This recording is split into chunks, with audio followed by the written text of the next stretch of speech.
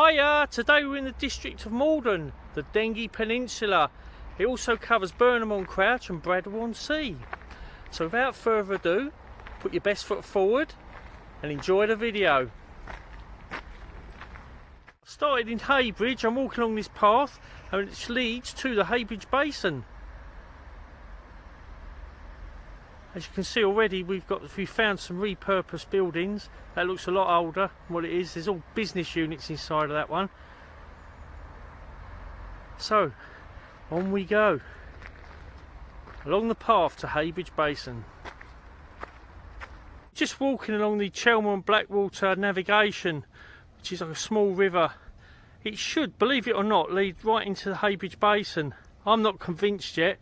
It just looks like somewhere inland at the moment. But apparently, if my calculations are right, it should be about half a mile forward of this. Just walked a few hundred yards along the riverbank here. We've gone from small boats to yachts. And if you look right down there, let's pan in. There's a Thames barge. So we must be getting near that coast now. Spotted a lifeboat. They've got their own lifeboat here as well. Let's have a look. Let's have a look.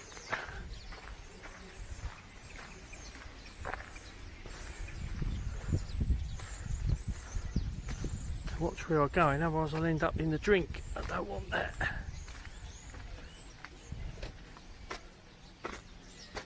Oh, this is a former lifeboat. Looks magnificent.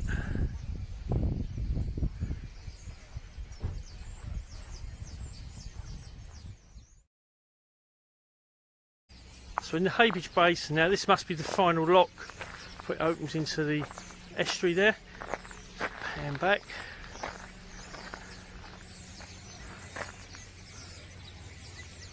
Wow, quite surprised. Well worth the visit. Got Keeper's House. Here's the final lock. The old ship in. If you come up here, we'll just see the difference in height. There we go, all number 7. I might fancy that myself. Let's have a look. Can't. Let's go round. So there we've got the sea, the River Chelmer. So that's a good 20-foot difference.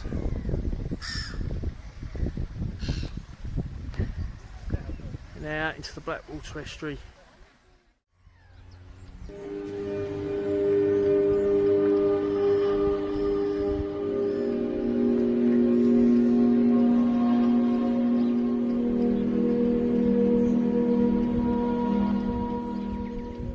Across this garden. I think it's great when people enhance the area doing things like this. It's got our own zoo, I think. Alligators, hippos, I can see them all in there, flamingos. Great stuff, whoever's done this. It's of Maldon railway station now. It was opened in 1884 and closed in 1964, thereabouts, by part of the Beeching Cuts. There has been rumour that they're going to open another line, or there is a need for a line. I mean, as the years go past, areas change, they become more built up, more busier. And there is a requirement now, I believe, for a railway.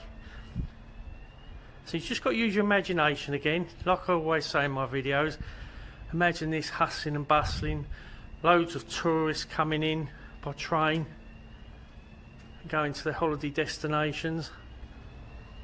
This actually connects with, or used to connect with, Whittam onto the main eastern region, so it would have been really popular in the day.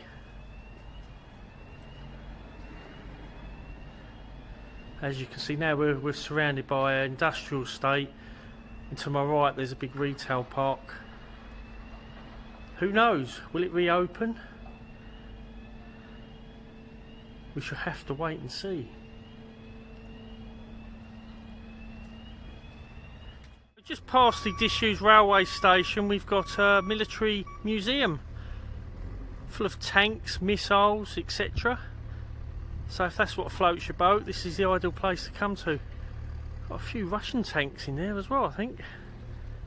Let's walk around. Let's have a look. So just like Colchester, which is just round the corner, Maldon has got a lot of military history. Part of guarding the estuary here. There's that Russian tank there. Looks to me that means business. That does.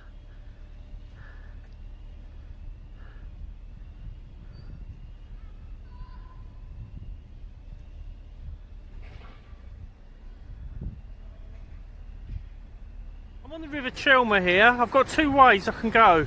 I can go along the quayside here, or I can go straight up. So is it straight on or straight up? We're going to go straight up this hill, and it is a real steep hill. Cars are actually struggling to get up it. But here we go. I could have taken the easy route, but I want to take the hard route straight into the middle there, into Maldon. We're digging in now, we're really digging in these hills. Almost marching, because you know if I'm going to stop halfway up, well I've got to stop. That will be it. I'll never get going again. It is really, really, really steep.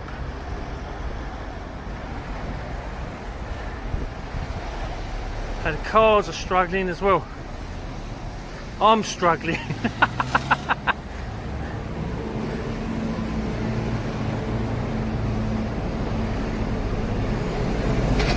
And the bus is struggling as well.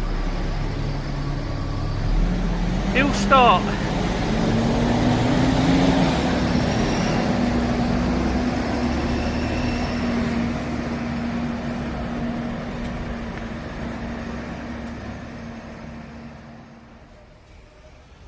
All that remains of St Peter's Church is the flint tower.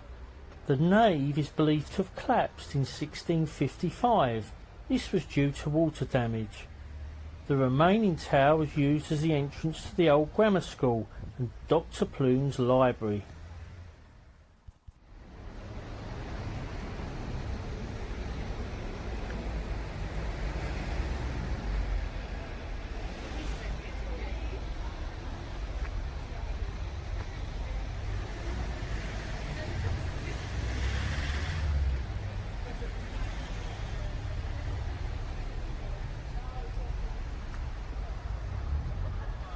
Dr Plume not only lent money to the school, but bequeathed a library of 17th century books, which are now housed in the upper part of the building and can be seen at certain times of the week.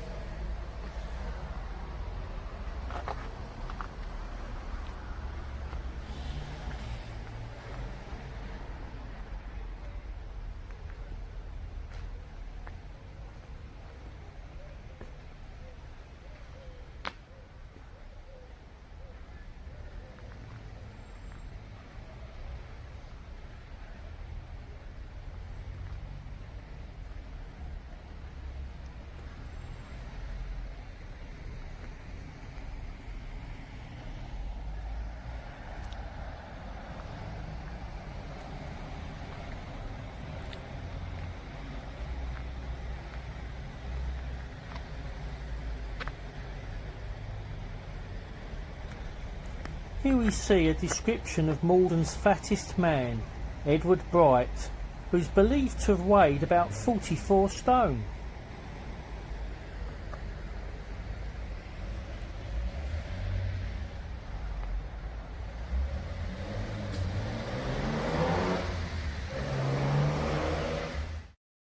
We've now moved on to All Saints Church in Maldon. The oldest surviving feature of this beautiful church is the unique triangular tower dating back to over 850 years ago. So I'm just going to walk around the right hand side of the church through this alleyway, this small I say alleyway, it's more than an alleyway, it's quite well paved.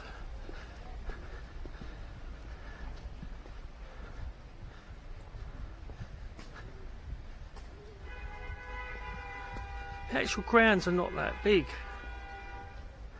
They may have been at some certain time. I would imagine this cemetery would have been a lot bigger. Over the years it's been pushed in.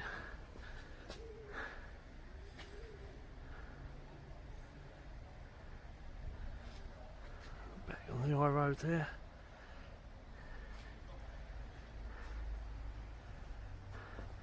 And that, believe it or not, that house there, that Tudor looking house, is the vicarage.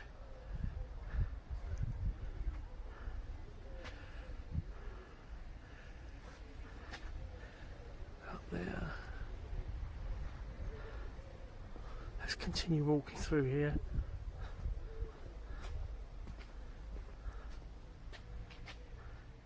It's actually quiet. It's the first day. As soon as you get away from the high road there, it's nice and quiet. You hear the birds singing. There we go, All Saints Vicarage.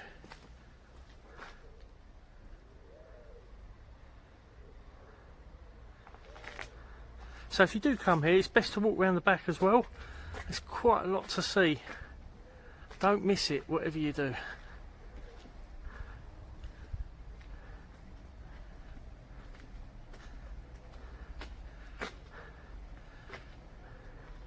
And actually, I'd say looking at the whole building itself, the actual spire looks a bit unusual.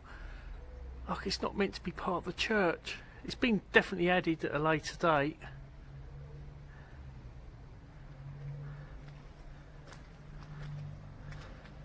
It's very oldie-worldy around here. Proper buildings that have lasted for years and years. Church Walk.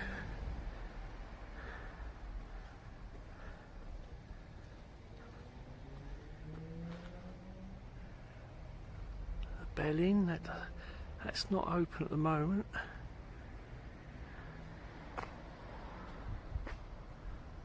Hotel, the Blue Boar Hotel. Maldon is famous for its sea salt. I couldn't get anywhere near the factory. I know where it is, even though it's top secret. I know exactly where it is. I've actually found out how they actually extract it from the sea and certain processes that they do to make sure it gets to your table. Anyway, this is actually a butcher's I'm in at the moment. They're promoting the local salt here. Salt and sausage. I wonder what that tastes like. Anyway, what I'm going to do, I'm going to give you a brief explanation of how they extract it in the following sequence of video. Salt is extracted from the estuaries. When there is a lot of rain about, the estuaries are more filled with fresh water coming down to the sea than salt water. What they have to do, they have to send barges out to bring the seawater in. The water is filtered, then put into large salt pans the size of several bathtubs together. The pans are heated to a boil, then the heat is reduced. Crystals form and drop to the bottom of the salt pans. About 16 hours later, the crystals will float back up to the top, at which point the heat is turned off. The pans are allowed to cool overnight. Then in the morning, the salt is raked off the top. It is allowed to drain for 2 days. Then it is dried in the oven. Enter the estuary now. This is St Mary the Virgin Church.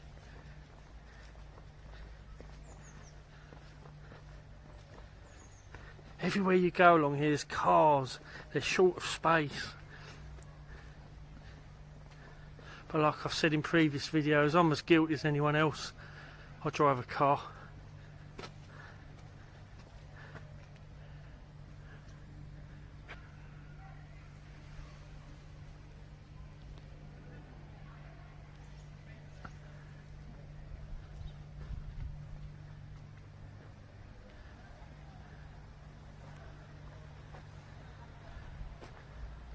Just come around the side here and you're out in the estuary. There's a barge you can see. tide's out by the look of it.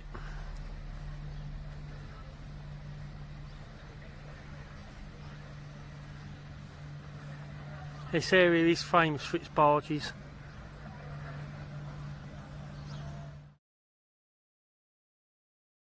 Just along here we've got several barges. They do public trips. They're not out at the moment. It's probably not quite busy enough. Now if we just zoom in there, there's two triangles you can see. Apparently every year and once a year they do a mud run all along the sandbank there. You must not need some stamina to do that.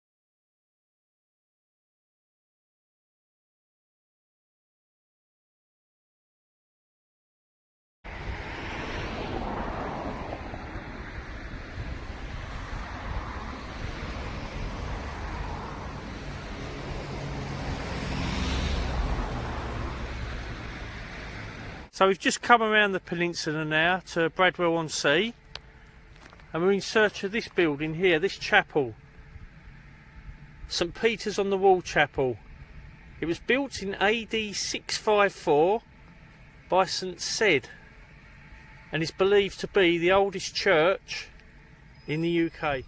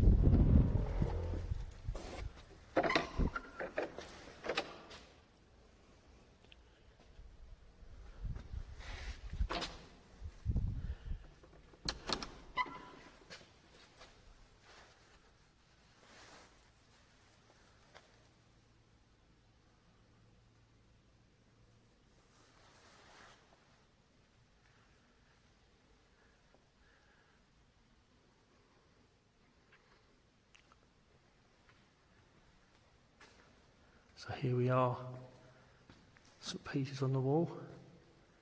I'm the only person in here at the moment. They do hold services in here certain times of the week. Lovely, lovely little chapel.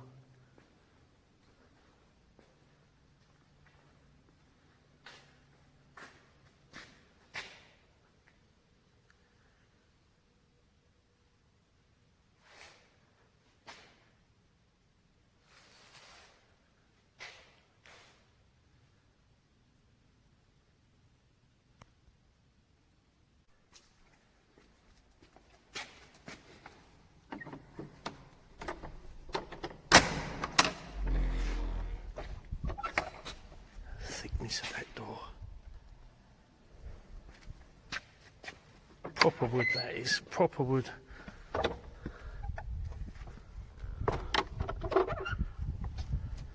Just outside the church here, there's like a waiting hut. So it starts to rain, you get here a little bit early.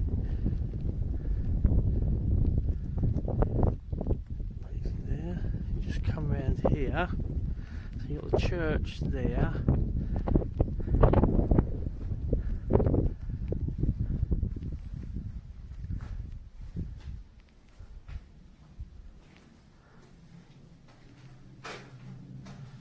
So they're asking people to bring their own chairs for the services now. This is probably where the vicar or the chaplain changes in there, I would assume. I don't know. If anyone knows, put in the comments below. Or it's always interesting to hear people's comments, or even if you've got ideas or you want to express a view, just pop it in the box below.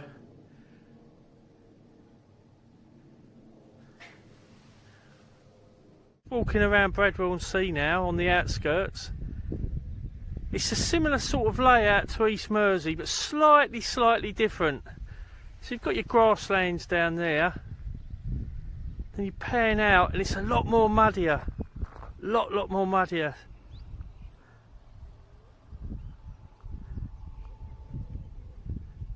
Absolute lethal if you get caught by the tide here. There's the blot on the landscape. Bradwell-on-Sea nuclear power station, fully decommissioned now. They're talking about opening another one just beside it. Various interested parties. It is a blot. It is a blot on the landscape. Oh, there's a need for it, but it is so ugly.